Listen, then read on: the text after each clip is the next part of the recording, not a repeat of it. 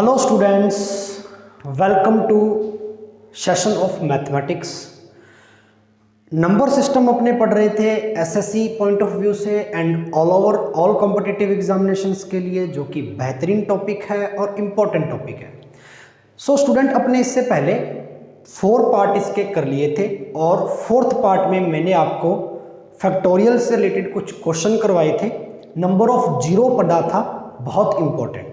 आज अपने जो इम्पोर्टेंट टॉपिक नंबर सिस्टम का है, जहां से एसएससी मोस्टली क्वेश्चन पूछता है, रेलवे के अंदर प्रश्न भी आते हैं, और भी आप जो भी तैयारी कर रहे हो, कैट लेवल की परीक्षा भी दे रहे हो मैथमेटिक्स के अंदर, तब भी आपका यहाँ से क्वेश्चन बनता ही यार। मोस्ट इंपॉर्टेंट टॉपिक है ना। तो फैक्टर आज अपने पढ़ने वाले हैं। फैक्टर का मतलब होता है गुणनखंड। अच्छा, फैक्टर के अंदर अपने को क्या क्या चीज़ें सीखनी होती हैं? आपने कक्षा 9 में, कक्षा 8 में या कक्षा 7 के अंदर, आपने स्कूली शिक्षा के अंदर जब आपने गुणनखंड को सीखा था मैथमेटिक्स में, तो आपने बहुत अच्छे से चीज़ें उस वक्त पढ़ी होगी। गुणनखंड को करने के लिए या फैक्टर को करने के लिए आपने कुछ ऐसी प्रोसेस पढ़ी थी, जैसे सपोज दैट मैं आपको 50 के फैक्टर पूछूं, तो आप कहते थे कि साहब 50 के फैक्टर आप इस प्रोसेस से निकालिए कि सबसे पहले अगर 2 का डिवाइड जाता है तो आप 2 का डिवाइड कीजिए, अगर 3 का जाता है 3 का डिवाइड कीजिए, नहीं जा रहा तो 5 का जाएगा, 5 का डिवाइड कीजिए, 5 1 जा 5। यानी कि ये जो आपके नंबर आते थे, आपस में इनका मल्टीपल करके आप आंसर बता देते थे, है ना। यानी कि ठीक है, अब देखो वैसे भी तो ये 50 बन ही रहा है। यानी फैक्टर का मतलब बेसिकली होता क्या है कि उस पूरे नंबर को तोड़ देना। लेकिन तोड़ोगे किसके अंदर? हमेशा ही जो फैक्टर बनते हैं वो आपके प्राइम नंबर के बनते हैं, ये भी अपने को ध्यान में रखना होता है। आप देख सकते हो ये जो फैक्टर आपके बन रहे हैं वो प्राइम नंबर के बन रहे हैं। चलिए एक एग्जांपल लेता हूं मैं आपकी, लेकिन अब अपने को कंपटीशन लाइन के अंदर ये सारी चीजें नहीं सीखनी, ठीक है, क्योंकि ना ही अपने पास इतना टाइम है कि अपने इस पूरी विधि से इसको करने बैठे, है ना। तो अपने फैक्टर को अलग प्रोसेस से पढ़ेंगे, कुछ मेथड्स यहाँ पर डिस्कस करेंगे। क्वेश्चन आपसे पूछता है कि टोटल नंबर ऑफ फैक्टर आपको निकालने पड़ेंगे, यस और नो, कि कुल आपके गुणनखंडों की संख्या कितनी है। अच्छा, इसी टोटल नंबर ऑफ फैक्टर में आपको even number of factor find करने पड़ेंगे। इवन नंबर ऑफ फैक्टर का मतलब क्या होता है स्टूडेंट? सम संख्याओं के गुणनखंड या सम गुणनखंड कितने होंगे। ओड गुणनखंड कितने, ओड का मतलब विषम, ओड नंबर ऑफ फैक्टर कितने होंगे, यस और नो। ये सारी चीजें आपको यहाँ पर क्या है, निकालनी पड़ती है। यानी क्वेश्चन बनाने वाला मोस्टली यहाँ से क्वेश्चन क्या है, काफी बार पूछता है, यस और नो। चलिए अब थोड़ा शुरू करते हैं आगे और सीखते हैं किस प्रकार से क्वेश्चन आपके एग्जाम्स में आते हैं और कैसे कैसे चीजें अपने लेकर चल सकते हैं। उससे पहले हम आपको बता दें कि आप डेली इन सभी लेक्चर्स को डेडिकेटली ज्वाइन करें, देखें, और इसके साथ साथ में आप कॉपी पेन लेकर साथ में ज़रूर बैठें। नोट्स भी अपने साथ साथ में बनाने हैं, प्रैक्टिस भी साथ साथ में रखनी है, ठीक है। और आपके पास जो भी वर्क बुक है जहाँ से आप प्रैक्टिस कर रहे हो मैथमेटिक्स की, उस वर्क बुक से भी आपको क्या है, क्वेश्चन निकाल कर देखने हैं, ठीक है। तो ये 2 से 3 चीज़ें हमेशा क्लास में मैं कहता हूँ आपसे, और ये आपको हमेशा ध्यान में रखनी होती है। चलिए आगे बढ़े। अब देखिए यहाँ पर मैं आपको एक एग्जाम्पल देता हूँ। सबसे पहले 100 यहाँ पर एक एग्जाम्पल है। 100 के फैक्टर अगर आप निकालोगे, आप इसी मेथड से निकालने बैठिए, 100 के फैक्टर आप किस प्रकार से निकालोगे, ध्यान दीजिए। आपने जब 100 के फैक्टर किए, 100 के गुणनखंड किए, तो सबसे पहले 2 का डिवाइड किया 50 टाइम, फिर आपने 2 का डिवाइड किया 25 टाइम, फिर आपने 5 का डिवाइड करा 5 टाइम, और फिर आपने 5 का डिवाइड करा 1। यहाँ पर देखिए जो आपके प्राइम फैक्टर निकले हैं, जो आपके अभाज्य खंड ये बने हैं, इन सभी को एक साथ लिख लीजिए और देखिए कि इसमें क्या क्या डिजिट आ रहा है। इसमें या तो 2 आ रहा है और या 5 आ रहा है, इसके अलावा तो कोई डिजिट ही नहीं आ रहा साहब। 2 कितनी बार आ रहा है? 2 बार आ रहा है, मल्टीप्लाई। 5 कितनी बार आ रहा है? 2 बार आ रहा है। तो क्या इसकी पावर बन जाएगी? बिल्कुल। तो या आप 100 को ऐसा लिख सकते हो कि 100 इज इक्वल टू 2 की पावर 2 मल्टीप्लाई 5 की पावर 2, और इसी स्टेट के अंदर अपने को चीजें निकालनी है और यहीं से अपना आंसर वेरीफाई होगा। चलिए अब ध्यान दीजिए, मैं 2 की पावर 2 को कैसे रिप्रेजेंट कर सकता हूं? 2 की पावर 2 को मैं क्या लिख सकता हूं, कितने टाइप से लिख सकता हूं? 2 की पावर 2 को कितने टाइप से लिख सकता हूं भाई मैं? आप कहोगे सर 2 की पावर 2 को आप 2 की पावर 2 को कितनी टाइप से लिख सकते हैं? टाइप का मतलब ये है कि आप कंटिन्यूटी कितने टाइप में, काउंटिंग कैसे लिख सकते हो उसकी, 2 की पावर 0, 2 की पावर 1, 2 की पावर 2, यहां तक ही चलना है बस, 2 की पावर 2। एग्जैक्टली 5 की पावर 2 को कैसे लिख सकते हो कंटिन्यूटली काउंटिंग के अंदर, 5 की पावर 0, 5 की पावर 1, 5 की पावर 2, यस और नो, यहां तक चल सकते हो बस। तो आपने एक चीज यहां पर नोट की होगी स्टूडेंट्स, गौर से देखिएगा, एक चीज बहुत ही इंपॉर्टेंट चीज बताने वाला हूं कि जब आपने 2 की पावर 2 को काउंटिंग में 2 की पावर 0 से शुरू किया और 2 की पावर 1 और 2 की पावर 2, किसी भी नंबर की पावर 0 हमेशा वैल्यू 1 देती है, तो यानी इसकी वैल्यू 1 आएगी। 2 की पावर 1 हमेशा 2 है, 2 की पावर 2 4 है, यस और नो। यानी कि 2 की पावर 2 4, तो 4 के फैक्टर कैसे हो सकते हैं? ये हो सकते हैं साहब, 1 हो सकता है 4 के फैक्टर में, 4 में 2 का डिवाइड भी जा सकता है, 4 में 4 का डिवाइड जा सकता है, इससे बड़ा नंबर अपने नहीं ले सकते साहब, इससे बड़ा नंबर। यानी कि आपने 1 को रिप्रेजेंट करने के लिए 2 की पावर 0 से आपने एक स्टेप फालतू ऐड करके लिखा, यही बात है क्या? बिल्कुल ठीक है। यानी कि 2 की पावर 0 आपको एक अलग से स्टेप क्रिएट करना पड़ा, तब जाकर आपने 4 के फैक्टर है इस प्रकार से लिखे। 4 के फैक्टर आप ऐसे भी तो लिख सकते थे 2 और 4, लेकिन 4 के फैक्टर 2 और 4 ही तो अकेले नहीं होते, एक भी तो होता है। तो एक बनेगा कैसे? अगर किसी भी नंबर की पावर 0 हो तभी एक बनेगा, इसीलिए मैंने 0, 2 की पावर 0, फिर 2 की पावर 1, फिर 2 की पावर 2। यानी यहां तक तो मैं काम कर ही रहा था, लेकिन ये स्टेप मैंने एक्स्ट्रा ऐड कर दिया, 0 वाला, ये स्टेप मैंने एक एक्स्ट्रा ऐड कर दिया, यस और नो। अब इसी चीज को समझना है, अब ध्यान से देखिए। अब आपसे पूछेगा कि टोटल नंबर ऑफ फैक्टर कितने हैं, कुल गुणनखंडों की संख्या कितनी है, कि 100 में 100 के निकाल रहे थे, एग्जाम्पल 100 लिया था और 100 के फैक्टर आपने 2 की पावर 2 इंटू 5 की पावर 2 निकाले थे। तो आपसे पूछ रहा है कि टोटल 100 के कितने फैक्टर हो सकते हैं, यानी 100 में कितने नंबर्स का डिवाइड जा सकता है, कितने डिजिट ऐसे हैं या कितने नंबर काउंटिंग में ऐसे हैं जिनका पूरा पूरा डिवाइड 100 में जा सकता है। तो ऐसे बहुत सारे 100 तक अपने को बीच में देखने पड़ेंगे काउंटिंग में, 1 से लेकर 100 तक, है ना। लेकिन इतना समय नहीं होता, 100 चलो फिर भी एक डिजिट ठीक ठाक है, अगर इससे बड़ा आ जाए, है ना, 3 डिजिट का कोई नंबर आ जाए, 4 डिजिट का कोई नंबर आ जाए, तो सारा फैक्टर करने तो बैठेंगे नहीं, है ना। चलिए, तो तरीका क्या रहता है कि हमेशा एक स्टेप एक्स्ट्रा चलो, तो पावर्स को देखो, पावर्स में एक ऐड कर दो, पावर में एक ऐड कर दो, पावर में क्या ऐड कर देंगे, एक ऐड कर देंगे, ठीक है। इसकी पावर में भी एक ऐड कर दिया। एक क्यों ऐड कर दिया? क्योंकि एक स्टेप 0 वाला एक्स्ट्रा आ रहा था ना, ये देखो, जब मैंने आपको फैक्टर पढ़ाए थे इसके 2 की पावर 2 के फैक्टर आपको पढ़ाए थे, तो आपने 2 की पावर 0 को एक्स्ट्रा लिया था एक बनाने के लिए, सो वही एक मैंने एक्स्ट्रा इसमें ऐड किया है। ये रीजन बता रहा हूं कि एक ऐड क्यों होता है पावर में, नहीं तो मैं सीधा भी बता सकता था कि पावर में एक एक ऐड कर दीजिए, आपका आंसर आ जाएगा, लेकिन रीजन भी होना चाहिए ना। तो ये 4 मल्टीप्लाई 4, अच्छा 3 है ना, 2 और 1, 3 मल्टीप्लाई 3 इज इक्वल टू 9, यानी 100 के टोटल 9 कुल फैक्टर बनेंगे, यानी 9 ऐसी नंबर्स हैं, 9 आपके नंबर्स हैं जिनका डिवाइड पूरा पूरा 100 में जाएगा। So total number of factor 100 के कितने बनेंगे गाइस? 9 बनेंगे। इतनी बात आ गई समझ में? चलिए, टोटल नंबर ऑफ फैक्टर निकालने सीख गए क्या? टोटल नंबर ऑफ फैक्टर कैसे निकलेंगे कि जो भी आपने गुणनखंड किए हैं उसकी पावर में 1 ऐड कर देंगे केवल, और आपस में सोल्व कर लेंगे, मल्टीप्लाई में कर लेंगे, ठीक है जी। चलिए, जैसे मैं आपको सिंपली 120 के पढ़ा दूं, 120, अब ऐसे भी कर सकते हो, वो कोई बड़ी बात नहीं है। 2 60 आ गया, फिर 2 30 आ गया, फिर 2 15 आ गया, 3 टाइम जाएगा 5 और 5 टाइम। अब यहाँ पर देखिए ओनली प्राइम नंबर है, ओनली प्राइम नंबर है। तो सबसे पहले गौर फरमाइएगा, 120 को कैसे लिख सकता हूँ? 2 की पावर 3 है, 2 की पावर 3 मल्टीप्लाई 3 की पावर कितनी है? 1 है, मल्टीप्लाई 5 की पावर कितनी है? 1 है। तो पावर में एक एक ऐड करनी है, पावर में एक एक ऐड करना है, घात में एक एक ऐड करना है, कर दिया।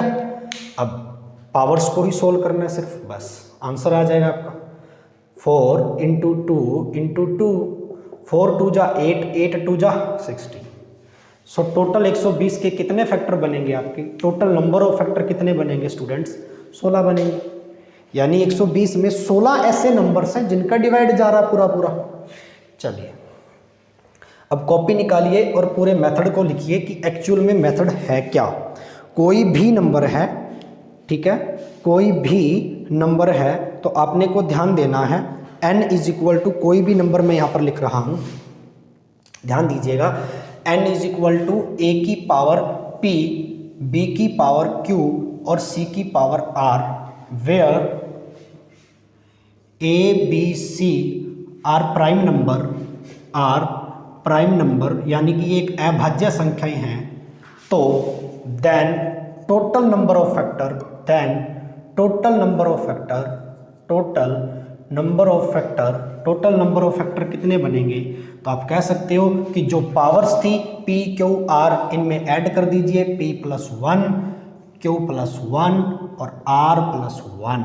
सो ये आपके टोटल नंबर ऑफ फैक्टर हो जाएंगे, ठीक है, कुल गुणनखंड हो जाएंगे, कुल गुणनखंड, कुल गुणनखंड। नोट कर लीजिए कॉपी में, जल्दी से जल्दी नोट कर लीजिए कॉपी में, ठीक है, कि कोई भी नंबर n है, ठीक है, उस n के अपने फैक्टर फाइंड कर लिए, a b c prime factor है, क्योंकि हमेशा प्राइम फैक्टर ही बनते हैं जब आप ऐसे करके सोल्व करते हो चीज़ों को, है ना, और ये प्राइम नंबर हैं, तो ये कह रहा है तब आपके कुल गुणनखंडों की संख्या, उसमें पावर्स में एक एक ऐड कर देंगे, p q और r में एक एक ऐड कर दिया, तो आपके पास टोटल नंबर ऑफ फैक्टर यहाँ पर आ जाएंगे। चलिए अब मैं इसके कुछ और एग्जांपल्स करवाता हूँ सीधा सीधा, ताकि चीज़ें आपको समझ में आ जाएं, ठीक है। चलिए एक छोटा सा एग्जांपल लेते हैं, यहाँ से चीज़ें समझते हैं। एक छोटा सा एग्जांपल लेते हैं 60 के अंदर 3 चीज़ें सिखाऊंगा मैं आपको। 60 60 ये एक डिजिट है, एक नंबर है, n is equal to 60। Question है बेटा n इज इक्वल टू 60। अपने से पूछा है एक तो टोटल नंबर ऑफ फैक्टर कितने होंगे, कुल गुणनखंडों की संख्या, कुल गुणनखंडों की संख्या कितनी है इसमें, ओके। एक पूछा इवन नंबर ऑफ फैक्टर कितनी होंगी, even number of factor, even number of factor, ठीक है, यानी कि इवन नंबर ऑफ फैक्टर यानी सम संख्याओं के गुणनखंड कितने होंगे, है ना। चलिए तो 60 के फैक्टर कितने होंगे? सबसे पहले 60 को कैसे लिख सकती हो? 60 के आपने फैक्टर करने शुरू कर दिए, 2 30, फिर 2 15, फिर 3, फिर 5, फिर 5 और 1, तो 60 के फैक्टर क्या बने आपके गाइस? 2 की पावर 2, 2 बार आ रहा है, 3 कितनी बार आ रहा है? 1 बार आ रहा है, 5 कितनी बार आ रहा है? 1 बार आ रहा है। ये लो जी, सबसे पहले टोटल फैक्टर निकालते हैं, टोटल नंबर ऑफ फैक्टर निकालते हैं, ध्यान दीजिएगा, टोटल नंबर ऑफ फैक्टर। तो ऊपर पावर में 1 1 ऐड कर दीजिए, अभी सिखाया था, पावर में 1 1 ऐड करेंगे, 2 + 1 3, ओनली पावर्स को देखना, फिर नीचे वाले सोल्व नहीं करेंगे। 1 और 1 2, 1 और 1 2, कितना आ गया? 3 2 जा 6 2 जा 12, यानी कुल गुणनखंड 12 है। कुल गुणनखंड कितने? 12 है। 60 में टोटल नंबर ऐसे हैं 12 जिनका डिवाइड जा रहा है। अब इन 12 में से सम कितने हैं ये बताना है, इवन नंबर बताने हैं। तो इवन नंबर बताने के लिए मैं आपको पढ़ा देता हूँ। इवन नंबर कैसे बताएंगे आप? इवन नंबर के 2 तरीके हैं। पहला तो इसी में से सीख लो, आपने फैक्टर कैसे लिखे थे? 2 की पावर 2, 3 की पावर 1, 5 की पावर 1, यही फैक्टर लिखे थे क्या? मैं इवन बता रहा हूँ, इवन सम बता रहा हूँ, ध्यान दीजिएगा। सम संख्याओं के गुणनखंड कितने हैं, सम गुणनखंड कितने हैं, सम गुणनखंड देख लीजिए। तो जो पहला वाला नंबर है ना, सम वाला, इसमें 1 नहीं जोड़ेंगे, इसकी घात ऐसी की ऐसी उतार लेंगे 2, बाकी में 1 जोड़ देंगे, बाकी जितने भी बचेंगे आगे उनमें 1 जोड़ देंगे। 2 × 2 तो कितना आ गया भैया? 8। 2 की पावर 3 बन गई ना, 8। मैंने क्या कहा? सम निकालने के लिए क्या करोगे स्टूडेंट्स? सम आप कैसे निकालोगे? सम फैक्टर फाइंड करने के लिए जो पहला स्टेप है, इसमें आप 1 ऐड नहीं करेंगे, बाकी में 1 ऐड करेंगे। ये एज इट इज आप यहां पर उतार लेंगे। 2 × 2 × 2 8। एक तो ये तरीका है, ये तो वो रटे वाली बात होगी कि पहले में 1 नहीं जोड़ेंगे, उसको ऐसे का ऐसा उतार लेंगे। एक्चुअल में इसको कैसे लिखा जाता है, कैसे पता चलता है कि इवन निकलता है भाई? तो इवन निकालने के लिए देख लो, हम आपको बता देते हैं। इवन आप ऐसे निकाल सकते थे। इवन का मतलब क्या होता है? सम। और सबसे पहला अगर आप इसमें से 60 में से सम देखोगे तो सबसे पहले आप 2 का डिवाइड करते हो तो 60 है, और 60 में अगर आप 2 का डिवाइड करते हो तो सबसे पहले मैं 2 कॉमन निकाल लूँ, या मैं 2 ऐसे लिख लूँ 60 को, 2 इंटू 30 60 बन जाएगा। अब मेरे को 30 के फैक्टर निकालने हैं, सिर्फ 2 तो मैंने कॉमन निकाल लिया पहला सम संख्या, तो 30 के फैक्टर निकालने हैं। ठीक है, तो 30 के फैक्टर में कितने बचे, 2 की पावर 1, 3 की पावर 1 और 5 की पावर 1। चलो जी, क्योंकि ये तो सम आ ही गया बाहर, अब इसका तो यूटिलाइज करेंगे ही नहीं, क्योंकि अपने तो एक सम लेना था कोई भी। ठीक है, तो एक तो बाहर निकाल ही लिया मैंने, अब एक ले लिया। अब पावर देख लो, अब पावर में सभी में 1 1 ऐड कर लो, 2 इंटू 2 इंटू 2, 8 आ गया। क्या आंसर सेम आ रहा है क्या? अब दोनों तरीकों में से आपकी मर्जी है कि आपको सम वाला ये वाला मेथड यूज करना है या ये वाला करना है, दोनों ही बेटर है। इसमें ये है कि पावर में एक नहीं ऐड करेंगे, सीधा ऐसे उतार लेंगे, बाकी में ऐड करेंगे, ये याद रखना पड़ेगा। अच्छा, ओड निकालने हो तो 12 टोटल थे, 8 सम है, तो ओड कितने बच गए, रिमेनिंग 4 बच गए। ओड निकालने की प्रोसेस भी बताऊंगा, यहां से तो पता चल गया ओड, सीधा सीधा ओड पूछ ले तो, है ना, वो भी करेंगे। चलिए, उससे पहले मैं एक क्वेश्चन आपको और देता हूं, आई होप आपको यह समझ में आया होगा। इससे पहले एक क्वेश्चन और देता हूं।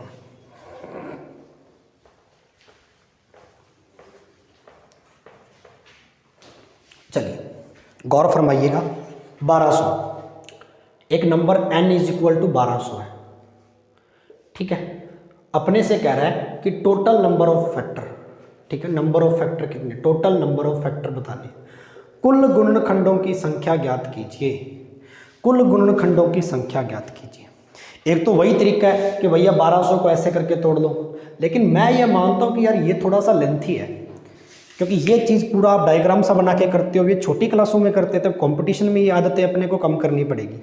1200 को आप ऐसे तोड़ सकते हो ना, 1200 को क्या 12 इंटू 100 लिख सकते हो, और 12 के फैक्टर पता है 3 इंटू 4, 3 इंटू 4 ही तो होते हैं, या 4 को ऐसे लिख लो ना, 2 इंटू 2 इंटू 3, 2 इंटू 2 इंटू 3, 2 दूनी 4, 4 3 12, और इसको 100 को भी पढ़ाया था, 2 की पावर 2 और 5 की पावर 2 होती है। तो देख लो भैया, अब देख लो यहाँ पर 12 को मैं क्या लिख सकता हूँ, 2 2 बार आ गया, 2 की पावर 2 इंटू 3 की पावर 1, ये कितना चल रहा है, 2 की पावर 2 इंटू 5 की पावर 2। ये लो जी, अब सभी की पावर में 1 1 ऐड करना है, तो पहली पावर में 1 ऐड करा 2 + 1, दूसरी पावर में 1 ऐड करा 1 + 1, तीसरी पावर में 2 + 1, चौथी पावर में 2 + 1, पावर में 1 ऐड करना है। अब सोल्व कर लो बस, दैट्स योर आंसर। कितना बन गया भाई, कितना बन गया, देख लो भाई। लेकिन इसके अंदर एक चीज़ देखना, एक चीज़ देखना, 2 2 बार आ गया, एक चीज़ देखो, 2 2 बार आ गया, तो 2 2 बार आ गया, तो ये सारा चीज़ लिखने की जरूरत ही नहीं है आपको। 2 को सीधा आप 4 लिख लो ना, 2 की पावर 4 लिख लो ना, सीधा सीधा, क्यों इतना बड़ा करें, 3 की पावर 1, 5 की पावर 2, ये ज़्यादा बेटर रहेगा। 2 2 बार आ गया ना, तो 2 की पावर 4 लिख लो, सीधा सीधा पावर ऐड हो जाएंगी। अब ये थोड़ा और आसान हो जाएगा करना, जितना छोटा बना सकते हो उतनी कोशिश करो। 4 में 1 ऐड कर दो 5, इंटू 3 में 1 ऐड कर दो, 1 में 1 ऐड कर दो 2, 2 में 1 ऐड कर दो 3, तो 5 दूनी 10 दिया है 30। टोटल नंबर ऑफ फैक्टर कितने आएंगे गाइस, 30 आएंगे। बताना टोटल नंबर ऑफ फैक्टर कितने आएंगे, 30 आएंगे। ठीक है, तो कभी भी ऐसी चीज़ें आ जाए ना, एक जैसी चीज़ें आ जाए, तो उनको इकट्ठा कर लिया करो। 2 की पावर 2 यहाँ पर थी, 2 की पावर 2, तो मैंने 2 की पावर 4 कर लिया, सोल्व करना आसान हो जाएगा, टाइम नहीं ज़्यादा लगेगा। 3 की पावर 1 है और 5 की पावर 2 है। ठीक है, तो आपका 30 यहाँ पर टोटल नंबर ऑफ फैक्टर आ गया। भाई इतनी बात समझ में आई क्या, यस और नो? कुल गुणनखंडों की संख्या 1200 में कितनी होगी, इतनी होगी साहब। चलिए आगे बढ़ते हैं, अब थोड़ा क्वेश्चन बनाते हैं, वो जो आपके कुछ प्रीवियस ईयर एग्जाम्स में पूछे गए हैं, चाहे फिर वो रेलवे ने पूछा हो, चाहे सीडीएस ने पूछा हो, चाहे किसी भी स्टेट एग्जामिनेशन ने पूछा हो, है ना।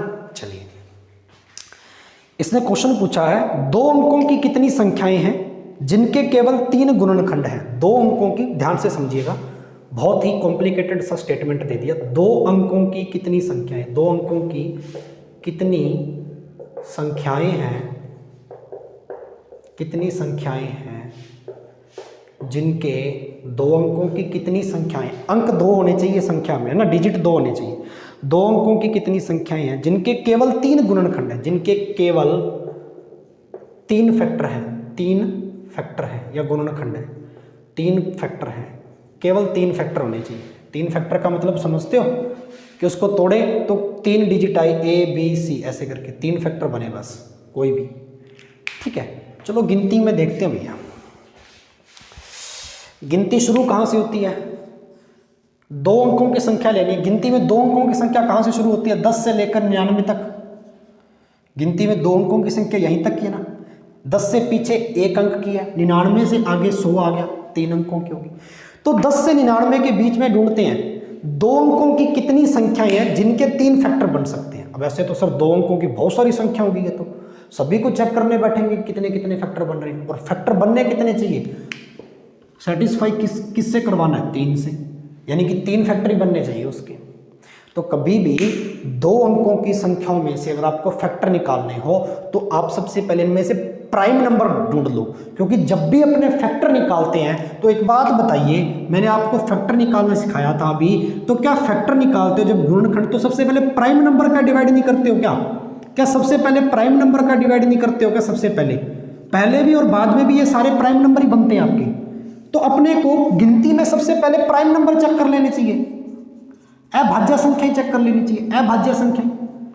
हम सिर्फ प्राइम नंबर को देख लेते हैं। चलो अब 10 और 99 के बीच में प्राइम नंबर्स तो बहुत सारे होंगे सर, ये भी तो समस्या है, तो फिर करें क्या? तो चलो देख लेते हैं, हमें ऐसे नंबर या ऐसे डिजिट की स्क्वायर देख लेते हैं, प्राइम नंबर की स्क्वायर देख लेते हैं हम 1 से लेकर 10 तक, हम 1 से लेकर 10 तक, क्योंकि 10 भी ना लेकर आप 9 तक ही मान के चलो, गिनती में इतने डिजिट होते हैं, और ये जो आपके नंबर बने हैं ये सारे के सारे इन्हीं डिजिट से बने हैं, और इनमें जितने भी प्राइम नंबर हैं कौन कौन से हैं? 2 है, और कौन सा प्राइम नंबर? 3 है, 5 है, 7 है, यही है। अब इनका अपने स्क्वायर करके देख लो बस। तो हमेशा ध्यान कर लेना, प्राइम का स्क्वायर करके देख लेते हैं, प्राइम का स्क्वायर करके देखेंगे।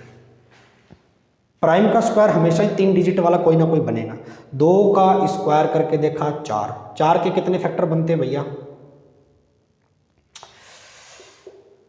लेकिन 2 अंकों की संख्या होनी चाहिए, फैक्टर तो 3 बन जाएंगे, लेकिन 4 2 अंकों की संख्या तो नहीं है। 3 की स्क्वायर कीजिए 9, 2 अंकों की संख्या तो नहीं है। 5 की स्क्वायर कीजिए 25, ये 2 अंकों की बन गई। 7 की स्क्वायर कीजिए 49। अब 25 के फैक्टर कर लीजिए, 1 × 5 × 25, 3 ही बनते हैं क्या? 49 के 1 × 7 × 49, 3 ही बनते हैं क्या? आंसर हो गया बेटा। तो दो ही ऐसे अंक हैं, 25 और 49, 2 ही अंक हैं 25 और 49, 2 अंकों के 2 ही ऐसी संख्याएं हैं 25 और 49 जिनके केवल 3 फैक्टर हैं। ठीक है, जिनके केवल 3 फैक्टर हैं।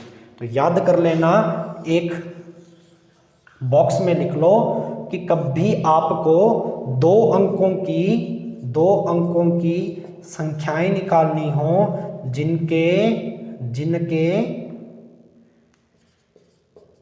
3 फैक्टर हों, तो हमेशा प्राइम नंबर की स्क्वायर करके देखेंगे। लिख लो ये बात। किसी भी प्राइम नंबर के स्क्वायर के 3 फैक्टर हो सकते हैं, किसी भी प्राइम नंबर के स्क्वायर के 3 ही फैक्टर हो सकते हैं, किसी भी प्राइम नंबर के स्क्वायर के। कोई भी प्राइम नंबर ले लो, 4 के देख लो 3 ही फैक्टर बनेंगे, 9 के देख लो 3 ही फैक्टर बनेंगे। कोई भी प्राइम नंबर लेके देख लो, उसकी स्क्वायर करोगे 3 ही फैक्टर बनेंगे। लेकिन अपने को 2 अंकों की संख्या चाहिए थी, तो अंक इसमें ही से थे सिर्फ 2, 25 और 49। इससे बड़े वाले प्राइम नंबर की करते, अब 11 है, अब 11 की स्क्वायर कीजिए 121, तो 3 अंकों के डिजिट आ गए उसमें, तो 3 अंकों की संख्या होगी। तो 2 अंकों की संख्या 5 और 7 ही बनते हैं जिनकी स्क्वायर करते हैं। तो यहां पर आंसर क्या बनेगा? 2 ऐसी संख्याएं हैं, ठीक है, 2 अंकों की 2 ऐसी संख्याएं हैं जिनके 3 केवल गुणनखंड हैं। ये बात समझ में आई हो तो लाइक करना कृपया करके, चीजें नोट कर लो भैया, कितना इंपॉर्टेंट क्वेश्चन था। चलिए नेक्स्ट क्वेश्चन पर बढ़ते हैं,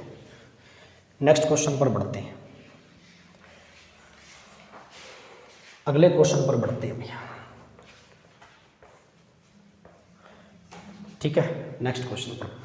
अच्छा, इसने क्वेश्चन पूछा है 216 और 180 के गुण, 216 और 180 के 216 और 180 के गुणनफलों की कुल संख्या का अनुपात कितना है? गुणनखंडों की कुल संख्या का अनुपात, गुणनखंडों की कुल संख्या का अनुपात, कुल संख्या का अनुपात, यानी जो कुल गुणनखंड है उनकी संख्या जो आएगी उनका रेशो बताना है, उनका रेशो। तो निकल जाएगा भाई, कौन सी बड़ी बात है। 216 देखो, 216 6 की क्यूब नहीं बन रही क्या? 216 को गौर से देखो, ये 6 की पावर 3 है और 6 के फैक्टर कितने होते हैं? 2 × 3। 6 के फैक्टर कितने होते हैं बेटा? 6 को तोड़ोगे 2 × 3 में ना, 2 × 6, तो पावर भी तो वही रहेगी, 2 की पावर 3 × 3 की पावर 3। ये लो 180 के देख लो, 180 के फैक्टर, 180 को क्या लिख सकता हूँ?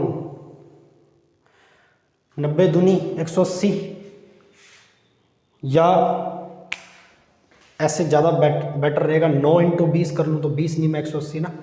तो 9 के फैक्टर कितने होते हैं? 3 × 3, ये लो जी, 3 की पावर 2 हो गई है। और 20 के कितने होते हैं भैया? 20 के कैसे लिखोगे? 4 × 5, 5 हो गया 20, ऐसे लिख सकते हो। ठीक है साहब, तो अब देख लीजिए भैया इसके अंदर क्या बन रहा है। ये 180 को सीधा सीधा लिख लो ना, 2 की पावर 3, हाँ 5 चौका 20, 2 की पावर 2 होगी ना ये, तो यहाँ पर 4, 2 की पावर 2 × 5, तो ये तो 3, ठीक है जी।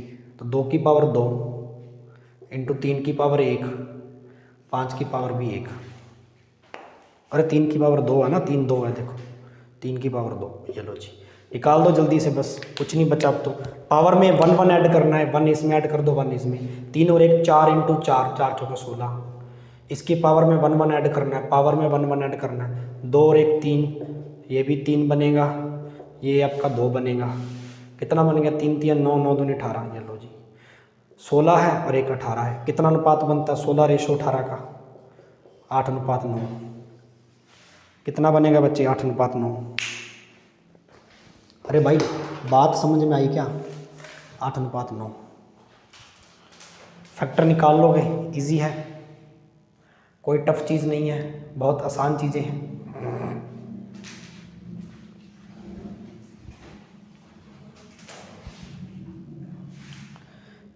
ठीक है साहब, चलिए एक ओड फैक्टर भी निकालना सिखा दूँ, ओड, विषम वाला भी देख लो। विषम वाला यहीं देख लेते हैं पास में, एक छोटा सा क्वेश्चन दिया उसने विषम वाले के लिए, इसी में देख लीजिएगा आप। विषम निकालना तो बहुत ईजी है, बस विषम वाले अंक मत लीजिए। क्वेश्चन पूछ रखा है 2 की पावर 4, 5 की पावर 3, 7 की पावर 4, 2 की पावर 4, 5 की पावर 3, 7 की पावर 4। इसमें अपने को ओड नंबर ऑफ फैक्टर निकालने हैं, ओड नंबर ऑफ फैक्टर, ठीक है। विषम अंकों की संख्या निकालनी, विषम गुणनखंड निकालने, विषम अलग से क्वेश्चन है बेटा, विषम गुणनखंड निकालने। अब विषम निकालने हैं तो सम की जरूरत ही नहीं है अपने को, सम तो लेना ही नहीं है नंबर, तो विषम विषम बच गया 5 की पावर 3 × 7 की पावर 4, बस इसमें +1 ऐड कर दो, इसमें +1, 4 × 5 20। यानी जब आपको ओड निकालना होता है तब आप इवन नंबर नहीं लेते, इवन नंबर के फैक्टर नहीं लेते, आप इवन नंबर नहीं लिया, देख लो इवन नंबर नहीं लिया, ओड लिए, नीचे ओड थे दोनों 5 और 7 और इनके पावर्स ले लिए, यस और नो। तो चलिए, तो ये थे स्टूडेंट अपने फैक्टर निकालना। फैक्टर के अंदर 3 चीज़ें, अब कैसे भी क्वेश्चन आ जाए आप कर लोगे। फैक्टर में आपको टोटल नंबर ऑफ फैक्टर पूछता है, आपको इवन नंबर ऑफ फैक्टर पूछता है, इवन भी सिखा दिया, आपको ओड नंबर ऑफ फैक्टर पूछता है तो ओड भी सिखा दिया। अब आपको प्रैक्टिस करनी है अपनी वर्कबुक से, ठीक है, मैथ की बुक से आपको प्रैक्टिस करनी है ज़्यादा से ज़्यादा स्टूडेंट्स। तो चलिए फिर मिलते हैं कल एक अच्छे टॉपिक के साथ में, नंबर सिस्टम का। हो सकता है कल आपको रिमाइंडर थ्योरम का चैप्टर मिले, तब तक के लिए मैं आपसे इजाज़त चाहता हूँ। थैंक यू, धन्यवाद, शुक्रिया।